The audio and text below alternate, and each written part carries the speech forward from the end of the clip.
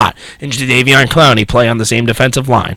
I would absolutely do this in a second. If I were the Houston Texans, that's solidified. I think the Texans say, do they need a quarterback? Yes. And you know what? I watched a lot of the NFL Combine on NFL Network. I love having NFL Network everywhere. It is awesome, especially if they broadcast Combine. But I also think Blake Bortles can play. Blake Bortles was the best quarterback of the three. He made the most out of, I think, because a lot of players didn't throw at the Combine. Blake Bortles threw well. Bridgewater and Manziel were just watching him, and I think he worked out too as well. He did, yes. I mean, I was watching these linebackers and defensive ends do reps on the workout. The press, yeah. Oh man, they're good. But I think that honestly, I think Bortles it solidified himself as a top 5 pick. Manziel obviously has a lot of question marks. Teddy Bridgewater, I think he'll be a first rounder. So will Manziel.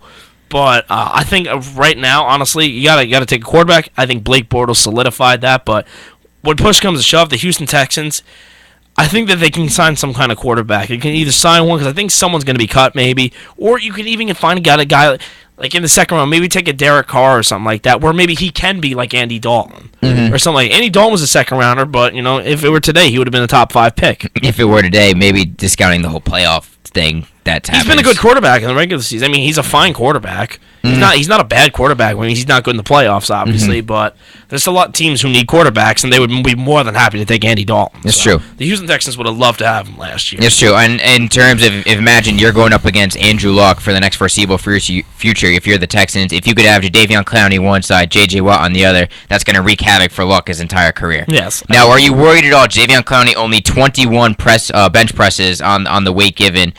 Punters beat him out. He was below the average, if you will, for his position. Does that worry you at all? Not really, honestly. I mean, because he's a strong guy. I mean, how many times have we seen that hit on SportsCenter? Yeah, so, that's true. And fun. Well, I mean, to be fair, Vincent Smith said that wasn't even the hardest hit he's ever taken, honestly. But I think that strength, honestly, like, you know, people always underperform with strength. He's got a whole OTAs, rookie mini camps to get stronger. He's got a whole offseason. He's just too much of a freak, I think, honestly. Freak athlete, of course, I'm talking about.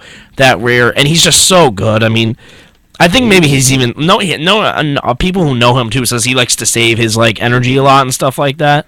So we'll see what happens, honestly. But I mean, right now, I mean, I watched him. That man is unbelievable. Yeah, no, he's shocked. Did you see the Warren Sapp GIF, if you will, of him reacting to the? I have not. I've seen a cool GIF though of Manziel and Kaepernick's 40 time. Oh yeah, no, that was cool too. That was cool too. I think Jadeveon Clowney obviously stood out quite well. Now I want to ask you, if you were to do your top 5 picks right now, if we were to run through your top 5, Houston Texans obviously number 1. You're going to go Jadeveon Clowney. If I were running these teams, if you were running these teams right now, I believe St. Louis is number 2. St. Louis is number 2. If I was with the Washington Redskins pick, obviously. With the Washington Redskins pick, the St. Louis Rams. I mean, from what I hear is that they have Jake Long, one tackle, but a Jamal Barksdale apparently filled in admirably, very well. Played very well when Jake Long was there. But the thing is, I number 2, I don't know what else you really can take if you're the Rams, who have been needed linemen for a while. They have a very good defense. Chris Long and Robert Quinn are the best edge rushers combo, I think, in the NFL. Robert Quinn had a fantastic year last year. So he did. I don't know who else you really could take at number 2. I mean, I think getting a guy like Sammy Watkins is a reach at number 2. It's not out of the question. However, I also see the Atlanta Falcons maybe trading up and taking Jadeveon Clowney if he is still available. That's a very big question. If Houston goes with a quarterback, Jadeveon Clowney said he hopes the Falcons trade up to take him. He said that in his own words. I think he grew up a Falcons fan. So. Now I ask you, if the Texans were to take a quarterback, do you think the fact that Johnny Manziel played football in Texas would have any impact on their decision? Maybe. I think that would make Manziel probably a little bit more comfortable, but I think you have to go with what's best. I mean, if I'm a team right now, that means if I'm a team right now, I mean, if I'm the Houston Texans and they say, okay, we're taking quarterback no matter what, I would take Blake Bortles. He's safer with injury risk with his size. He's a huge guy at 6'5". He's got a very good arm. Maybe he didn't have the best 40 time, but I watched him playing against Baylor. I mean, they're not a great defense, not a good defense even for college. No, they're not. They're very quick though. Baylor. Art Briles recruits fast guys, so And he moved around really well. He avoided pressure very well in that game. And Central Florida, he took them to an 11-1 record when Central Florida is not a football juggernaut by any means. No. And they won the Fiesta Bowl. So no, I agree with you, Blake Bortles. I think from what I read, deep accuracy was a big concern of him heading into the combine, and scouts were impressed with his deep throws. They said that in the combine he did well in that position. People were a little bit worried about it. So I think he definitely raised his stock a little bit.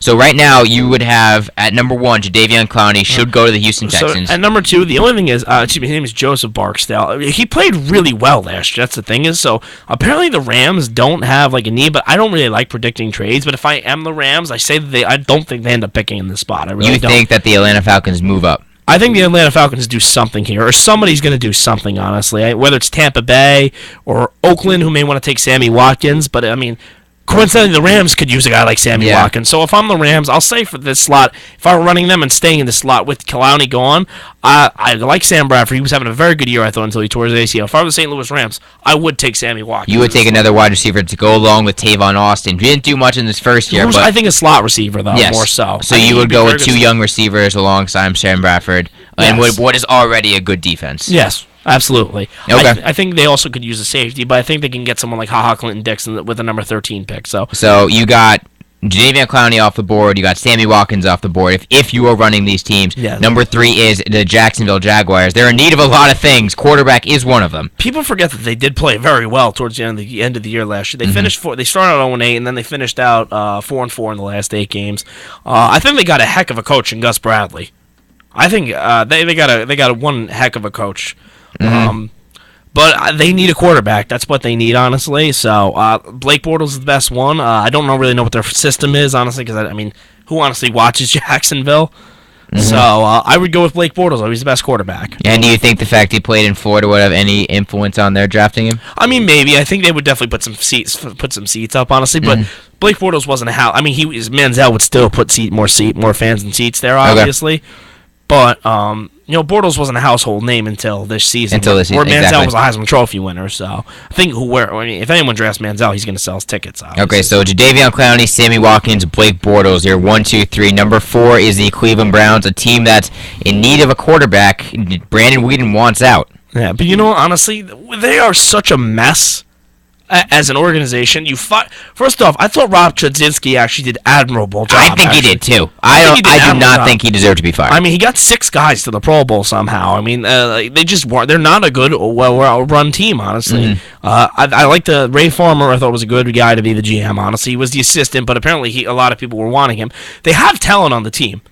If they can somehow keep Alex Mack and T.J. Ward on the team, they have got talent on that team.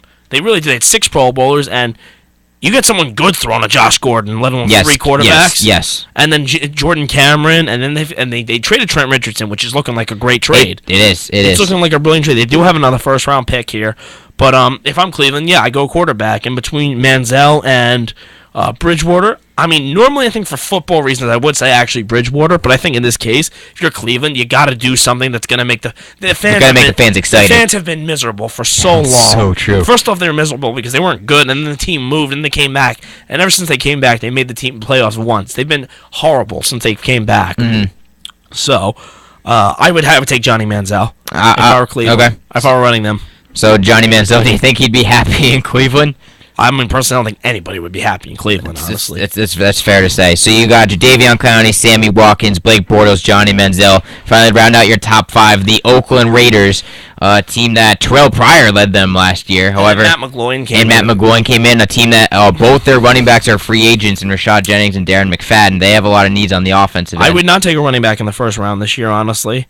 Really, if I'm being honest, I don't know if most running backs, but apparently from what I heard, Taj Boyd said the Raiders are interested in him. So I could see that, honestly, but I can also see someone like Houston snatching up Boyd in the second round, maybe, if they take Clowney, which is not bad complimentary, honestly, because Boyd could play. Yes. Boyd's stock, I thought, was going to soar after the Orange Bowl game. He played fantastic, but Sammy Watkins also. Oh, yeah, he stole the show. Solidified himself. That was a great game, honestly. But if I was the Oakland Raiders, I mean, they really do need a quarterback thing, but knowing them, they're not going to take a quarterback. No, they're going to do some crazy pick, and it's going to be like, where did that come from? But this is, again, if this is me running a team, I mean, Do I think Teddy Bridgewater's a good player? Yeah, but I mean, I don't think he's a number 5 pick, honestly.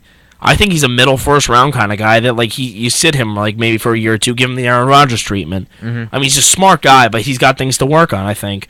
So if I am running the Raiders, honestly, I honestly, I mean, I may like go for. I think they're going to lose offensive linemen.